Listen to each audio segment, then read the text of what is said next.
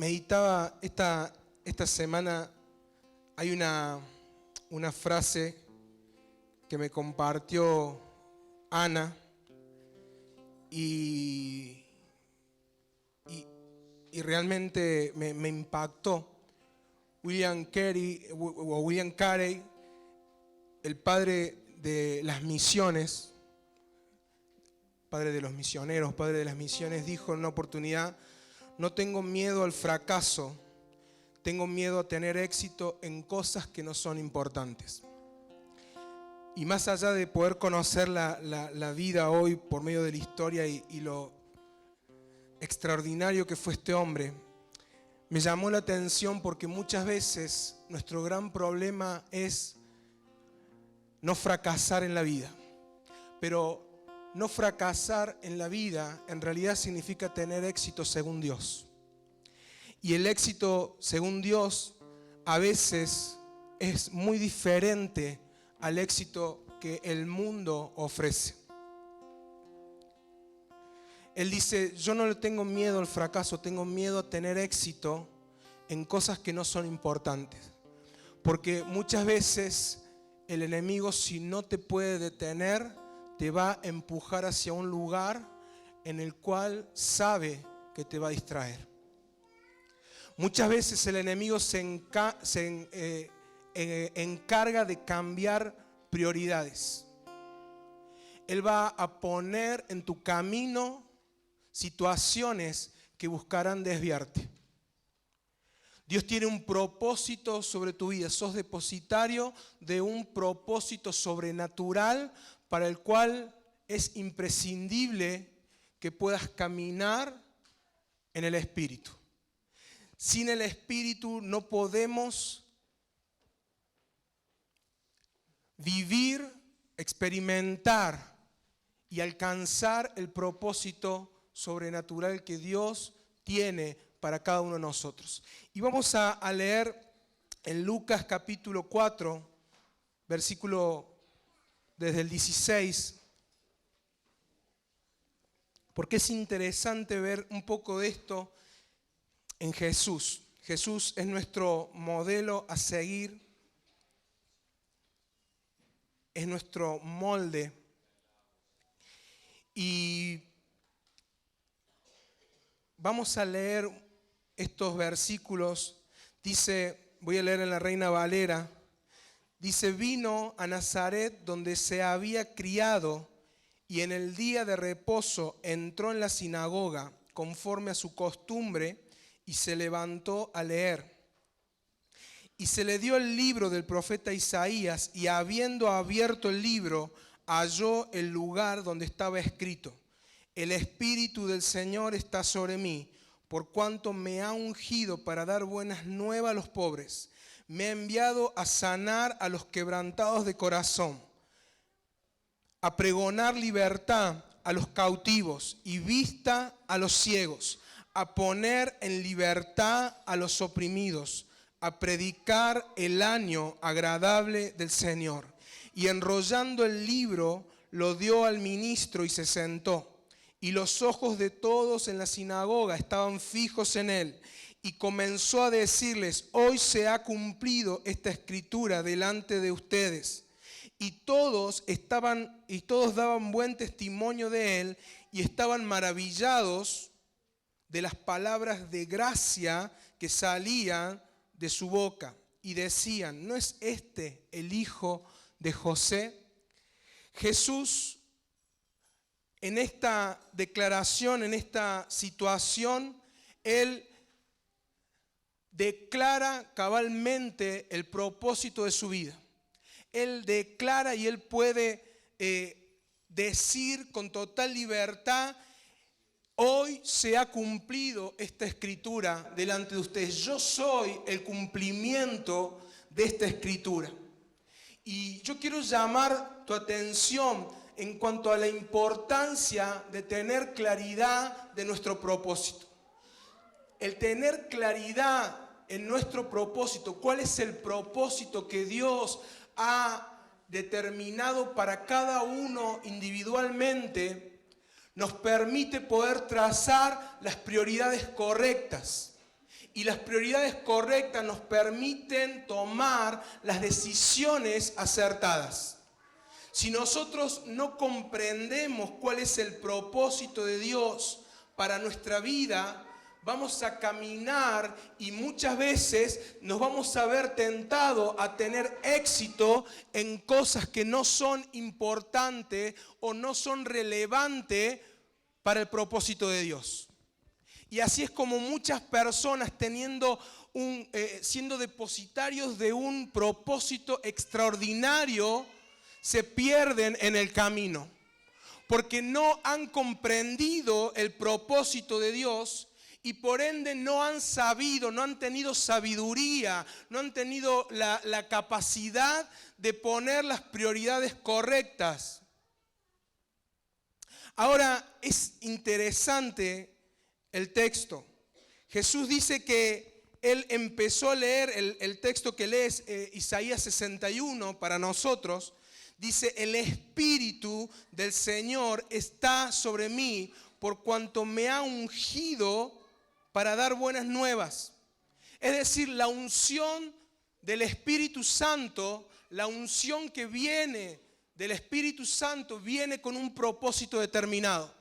Dice, el Espíritu Santo está sobre mí por cuanto me ha ungido para. Y está planteando un propósito determinado. Está planteando que la unción que Dios ha depositado sobre cada uno de sus hijos tiene que ser liberada con un propósito determinado.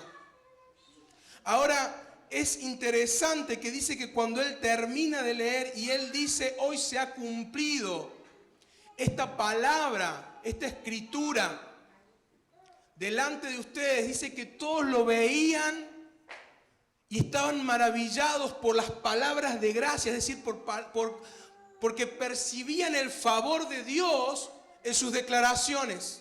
En otras partes, en otras oportunidades dice que las personas al escucharlo hablar podían ver la autoridad que emanaba de sus palabras.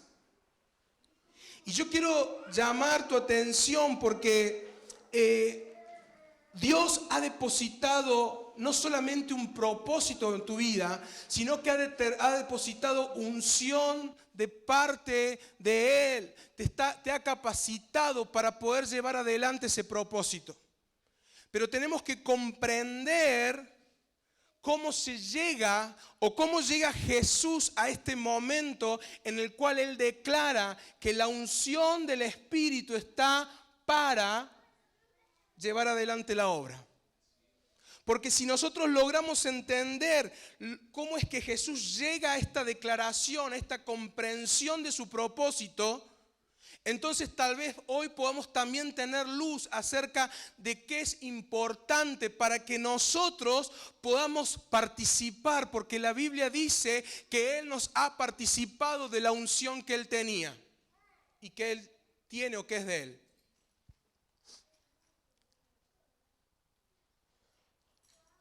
Y yo quiero que vayamos unos versículos más atrás.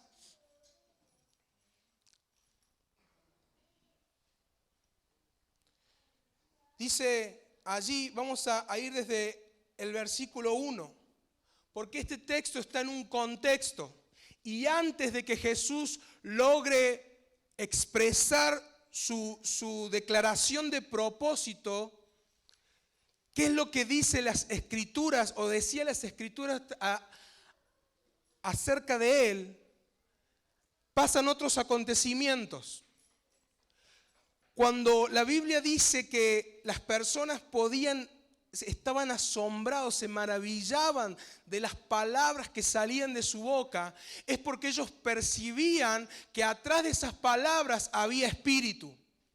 Y el espíritu, la autoridad, es dada cuando nosotros caminamos en una cultura de obediencia. Jesús no llegó de la nada a esta sinagoga, Jesús no llegó de la nada a leer este texto y porque sí se le ocurrió, sino que Jesús ya venía en un proceso. La palabra que se utiliza allí como ungido o por cuanto me ha ungido, es una palabra hebrea que significa embadurnar, significa frotar, significa que alguien es untado con el aceite de la unción como señal externa de que Dios lo ha escogido, lo ha elegido y lo ha apartado para un fin específico. Quiero que recuerdes estos conceptos, porque después vamos a volver.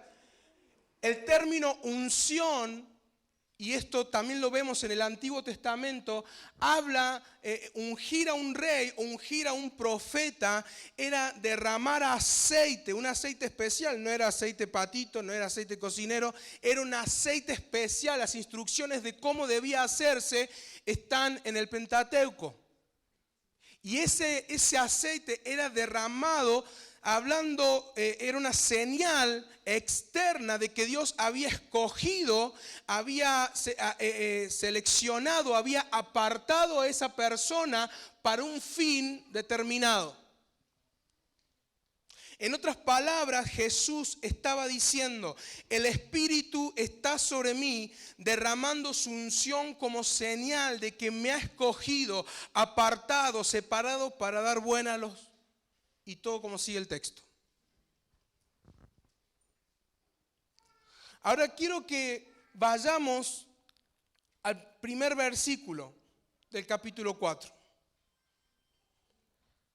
Porque dice allí el versículo que Jesús, lleno del Espíritu Santo, volvió del Jordán y fue llevado por el Espíritu al desierto.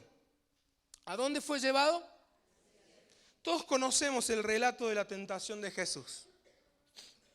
Y muchas veces nos hemos quedado en el concepto de que el diablo utilizó la tentación o el diablo se acercó a Jesús para poner en duda su identidad. Y yo no estoy contradiciendo eso. De hecho, la Biblia lo dice, que el diablo puso en duda su identidad. Pero había otro propósito extraordinario. Había algo más que no era solamente que él dudara o poner en duda su identidad. Porque no te olvides que Jesús llega a este momento después de ser bautizado y después de que se escuchara una voz, la voz del Padre, diciendo: este es mi Hijo amado en el cual tengo complacencia. Es decir, Jesús venía de haber tenido una revelación extraordinaria de su identidad de hijo.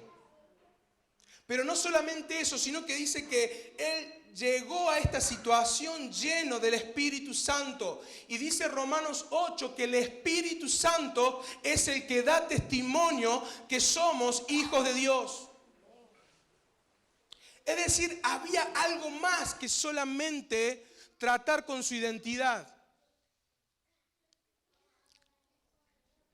Y dice que Él fue llevado por el Espíritu al desierto por 40 días y era tentado por el diablo. Y no comió nada en aquellos días, pasados los cuales tuvo hambre.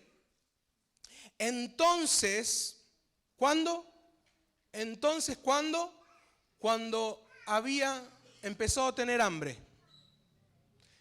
Y esto paréntesis, el diablo sabe cuando estás en tu momento débil.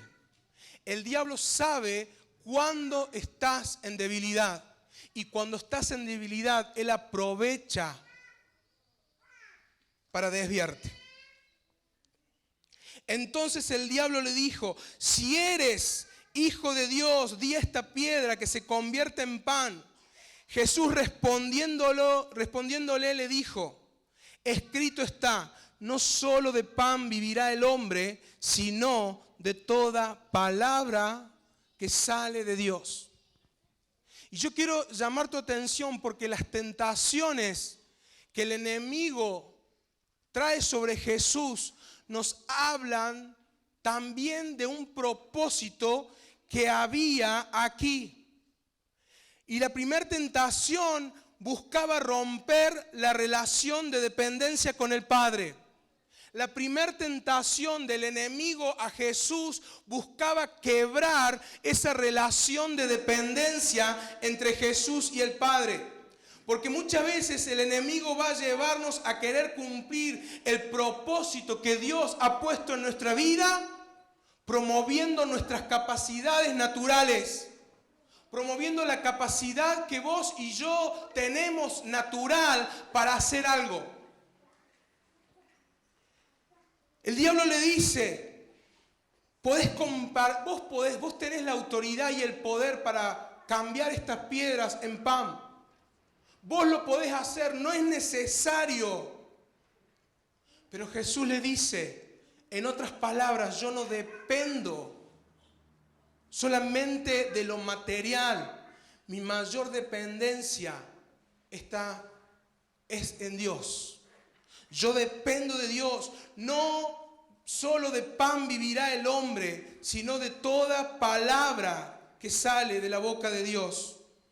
Y dice el versículo 5, y le llevó el diablo a un alto monte y le mostró en un momento todos los reinos de la tierra. Y le dijo el diablo, a ti te daré toda esta potestad y la gloria de ellos, porque a mí me ha sido entregada y a quien quiera la doy. Si tú postrado me adorares, todos serán tuyos. Respondiendo Jesús le dijo, vete de mí, Satanás, porque escrito está, al Señor tu Dios adorarás y a Él solo servirás. Y la segunda tentación del diablo, del enemigo a Jesús, tenía que ver con desviar la adoración que le pertenece al Padre. Y esto no se manifiesta siempre. Nosotros creemos que adorar a algo que no es Dios o faltar a nuestra adoración a Dios es valorar algo más que Dios. Y es verdad, eso es adoración. No es solamente venerar una estatua, no es solamente venerar una estampita, no es venerar o depositar nuestra confianza en algún amuleto, sino que muchas veces la adoración distorsionada se manifiesta en dónde ponemos nosotros nuestra mirada. En dónde esté puesta tu mirada determina tu adoración.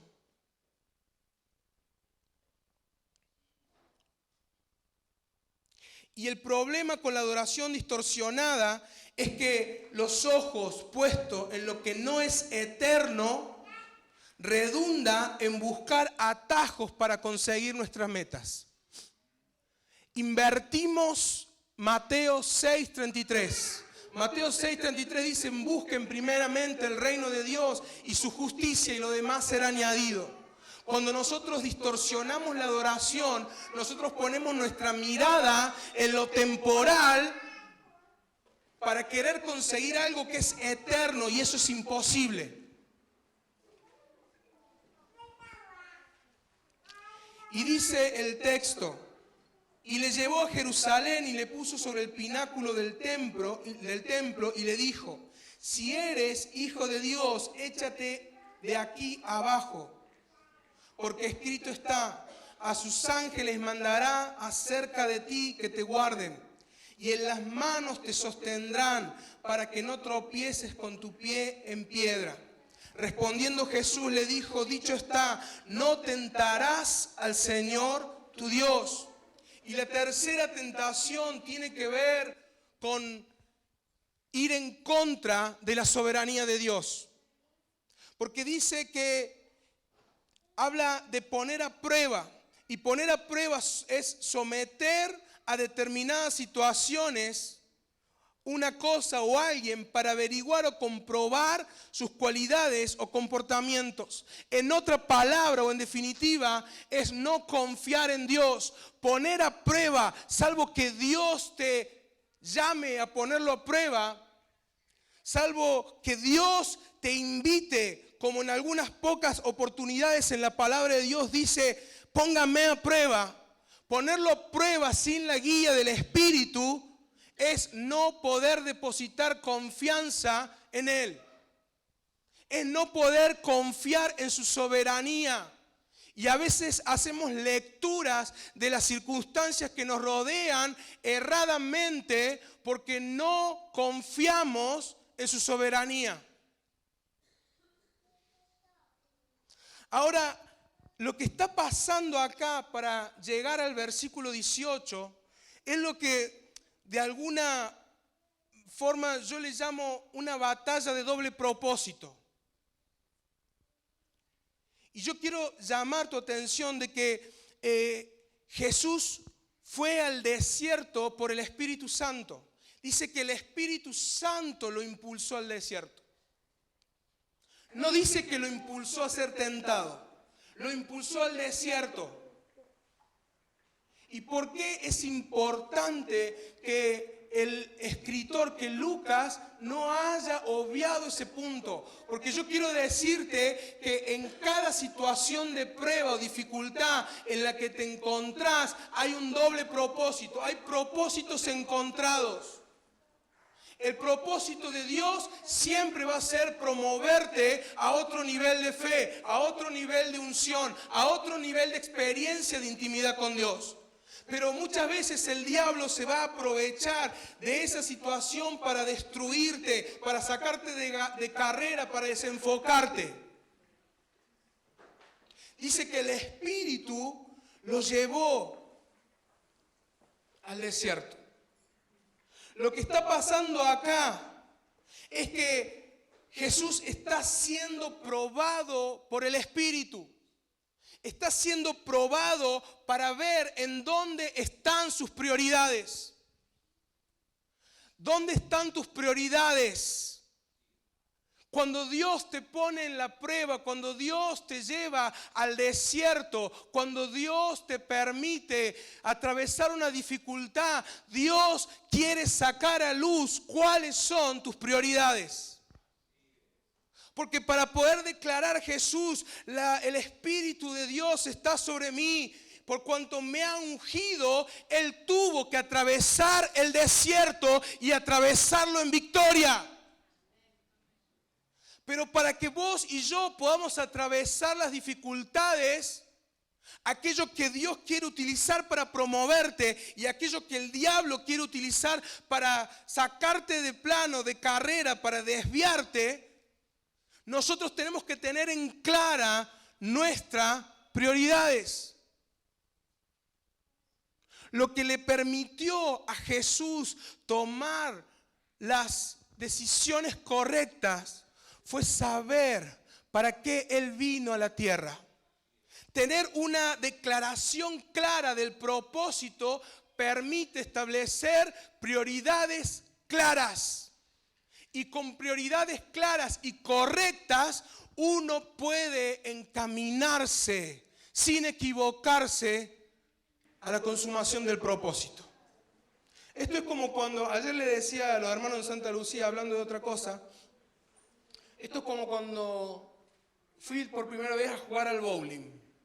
¿Algunos saben lo que es el bowling? ¿Han jugado al bowling? Para el que no sabe, el bowling es ese... No sé si se puede decir de deporte. Vamos a decir, ese juego, ¿sí? En donde hay una pista larga y uno tiene que tirar la bola de boliche y tirar los pinos o las botellas de madera que están del otro lado. La primera vez que yo fui a jugar al bowling, 14 años, 15 años aproximadamente, allá en Córdoba, fui con todo el entusiasmo, agarré la primera bola, que era más pesada de lo que parecía, y agarré y la tiré con toda mi fuerza, con la intención de que llegara a romper, no tirar, romper las botellitas, los pinos. Cayó por la canaleta. Segundo tiro, con toda la fuerza, en la canaleta. Tercer tiro, ya el tercer tiro estaba incendiado, porque no es algo barato tampoco. Y uno que sabe más dice, pedile que te suban las barandas. Entonces yo le dije al encargado que me subiera las barandas sin saber qué estaba diciendo. Y él accionó una palanca y a los costados de las canaletas subieron unas barandas, literalmente. Entonces cuando tiro el cuarto tiro, también se fue hacia la canaleta, pero esta vez estaba en la baranda y en la baranda pegó y aunque no tiró ningún pino, por lo menos llegó a rozar uno. Tener en claro nuestras prioridades son como esas barandas que nos permiten llegar a destino y no desviarnos en mitad del recorrido. Eso es lo que Jesús estaba siendo probado. Jesús, ¿cuáles son tus prioridades? Porque mirá, podés tener la capacidad de convertir la piedra en pan. Sí, pero mi prioridad es Dios y lo que salga de su boca. Pero mirá, puedo darte todos los reinos de la tierra. ¿Para qué tener que vivir, lidiar con discípulos, lidiar con la gente, persecución, que te golpeen, que te lastimen, ser crucificado? Si acá están todos los reinos de la tierra. Y Jesús seguía firme en sus prioridades. Seguía firme en sus principios. Pero Jesús, mirá, si sos hijo de Dios, el Padre te tiene que cuidar y te tiene que cubrir. Hacer una manifestación, una demostración de poder y autoridad. Pero Jesús se mantenía firme allí. Poder tener en claro las prioridades correctas, nos permitirá desenmascarar al enemigo cuando quiera sacarnos de la carrera o anularnos. Ahora, hay algo interesante en todo esto. Todavía nos falta 1 horita y media. Como diría el pastor, como son recién las 12 pasadas, aprendo, ¿eh?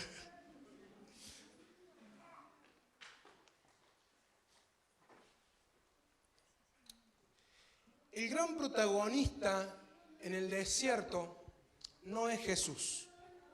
El gran protagonista en todo esto tampoco es el diablo, mucho menos el diablo. Es más, me animo a decir que el protagonista en todo esto ni siquiera es el espíritu. El protagonista en el desierto, en la prueba que atraviesa Jesús, es la palabra de Dios. Si hay algo que todo este capítulo hasta el versículo 18 está cargado de citas del Antiguo Testamento. De Deuteronomio y de Isaías. Si hay algo que es protagonista en esto, es la palabra de Dios. ¿Y por qué quiero resaltar esto? Porque si nosotros tenemos la capacidad de determinar nuestras prioridades como Jesús, de acuerdo a la palabra de Dios, entonces nosotros vamos a tener, al igual que Jesús, la victoria asegurada. Si hay algo que le permitió tener victoria a Jesús, es haber internalizado la palabra de Dios y haber establecido sus prioridades conforme a la palabra de Dios. Pero no solamente eso, sino que dice, y yo te pedí que recordaras unos conceptos, que ungir significaba de alguna manera ser escogido, ser separado, ser apartado. Ahora, fíjate qué interesante este concepto a la luz de esto. Quiero que podamos leer Juan 17, 17. Vamos a leer un poquito antes, a ver, creo que es el 16. A ver el 15. No lo tengo acá. Bien, vamos al 14, a ver.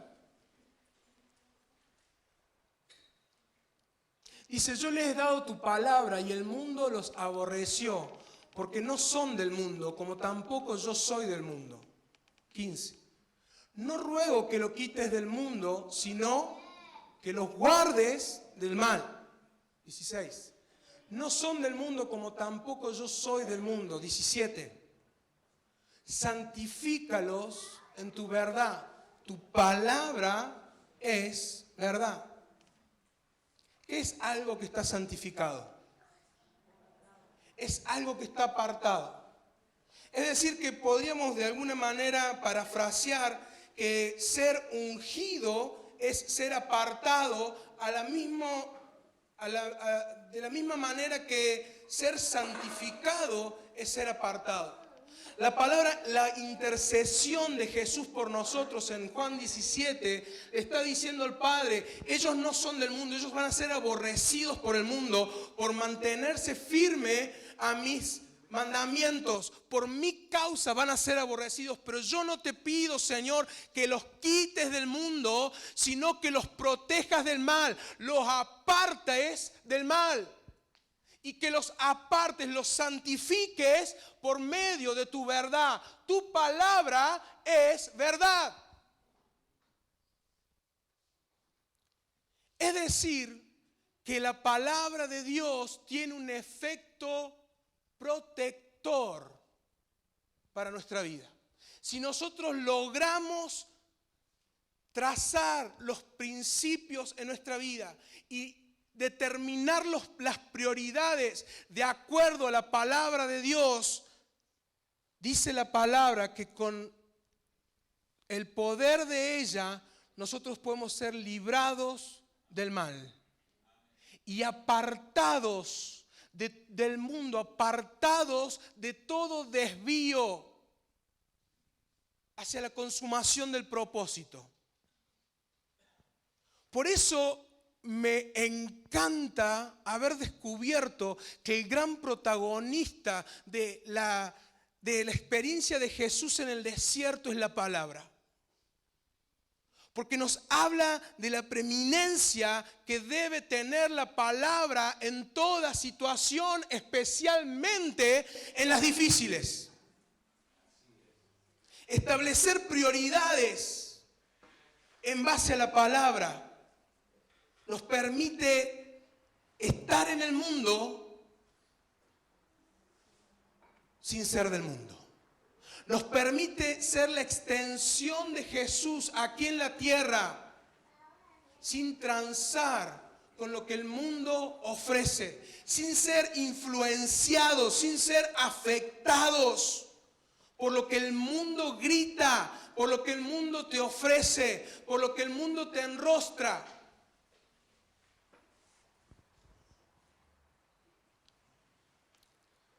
Si nosotros utilizamos la base de la palabra de Dios para establecer las prioridades, entonces nosotros podemos caminar seguros, porque el Espíritu lo llevó a Jesús al desierto para ser promovido, y la herramienta que Jesús utilizó fue la palabra de Dios.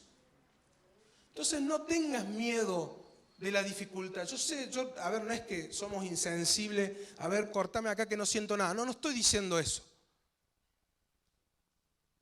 Pero tenemos que tener la capacidad de poner nuestra mirada en Dios, en lo eterno, aún en los momentos más difíciles.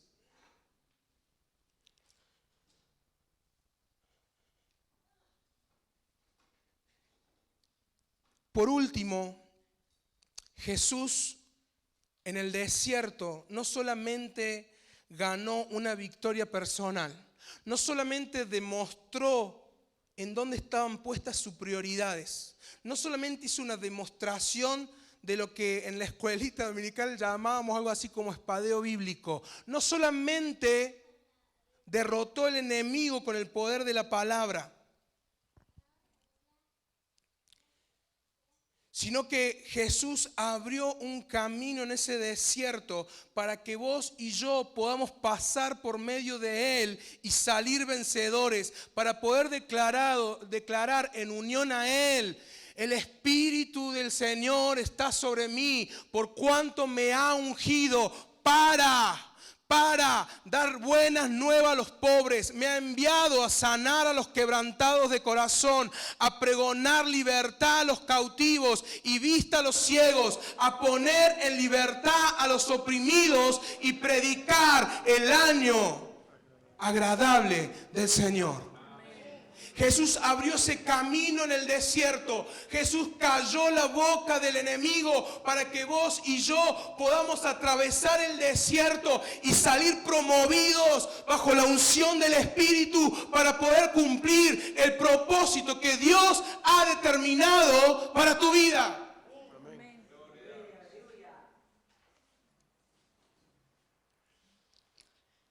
Y Jesús trasladó su propósito a la iglesia, y lo estamos viendo en estos días en los grupos. Él nos ha dado la autoridad para continuar su obra. Marcos 16:15 dice: y les dijo: id por todo el mundo y predicar el evangelio a toda criatura. El que creyere y fuere bautizado será salvo, mas el que no creyere será condenado. Y estas señales seguirán a los que creen. Y acá hace una paráfrasis de Isaías 61 y dice: en mi nombre echarán fuera demonios, hablarán nuevas lenguas, tomarán en las manos serpientes, y si bebieren cosa mortífera no les hará daño. Sobre los enfermos pondrán sus manos y sanarán. Dios abrió un camino para que vos y yo podamos caminar por ese mismo lugar y ser extensión de su obra aquí en la tierra.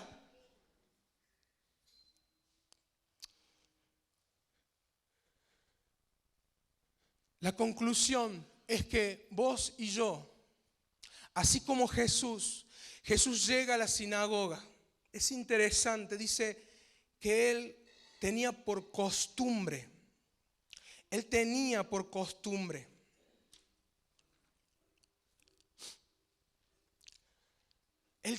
hábitos determinados por sus prioridades establecidas por medio de la palabra de Dios. Él sabía cuál es su propósito. ¿Y sabes cuál es la ventaja de conocer tu propósito? Que cuando el enemigo viene en el desierto a querer desviarte, vos sabés muy bien qué es lo que está en juego. Y cuando sabés que está en juego, no vas a dar el brazo a torcer para perder lo que Dios tiene para tu vida. Por eso las prioridades están puestas o deben estar puestas en la palabra de Dios. Jesús definió su propósito con la palabra de Dios. ¿Alguna vez te has encontrado en la palabra de Dios? ¿Has encontrado en donde la palabra de Dios habla de vos? ¿Describe lo que Dios tiene para vos?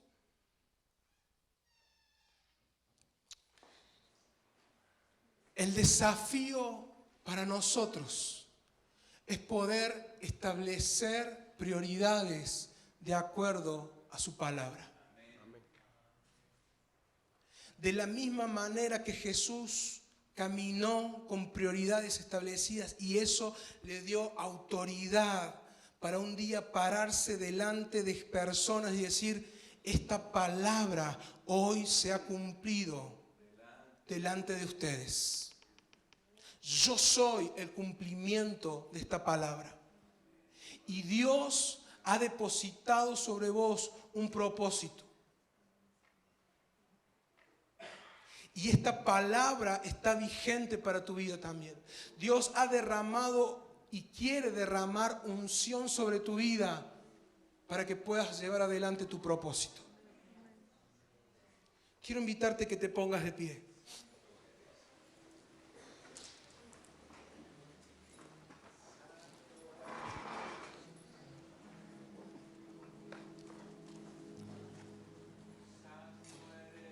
Estamos siendo desafiados como iglesia a vivir en una cultura de obediencia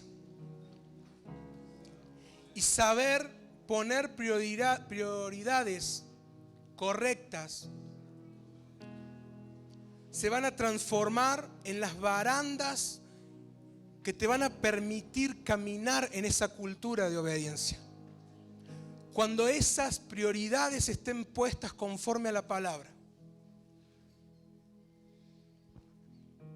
Y cuando la bola quiera irse por la canaleta, va a haber un principio que no vas a poder negar.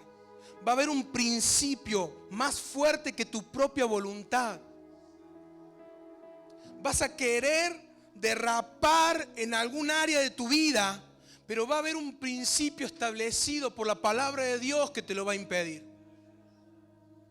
Pero ese principio se establece con hábitos. Dice que Jesús tenía la costumbre de ir a la sinagoga. A mí me da un poco, no sé si vergüenza, gracia y pena cuando alguien viene y dice, no fui al culto porque me cayeron familiares. Porque me cayó gente de... Y en un momento, bueno, ahora no tan seguido, pero en un momento con Ana recibíamos en San Juan gente de Buenos Aires, de Córdoba, todos los meses. Yo decía, si teníamos que quedarnos en casa porque nos cae gente,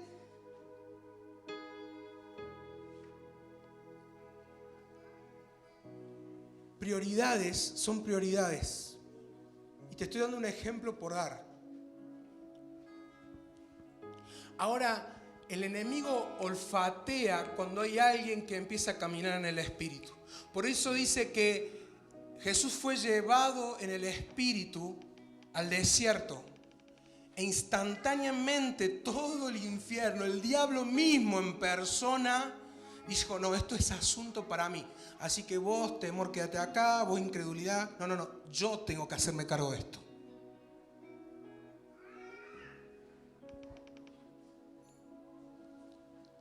¿Y sabes cuál es la clave de eso? Que el desierto no se puede atravesar sin el Espíritu Santo.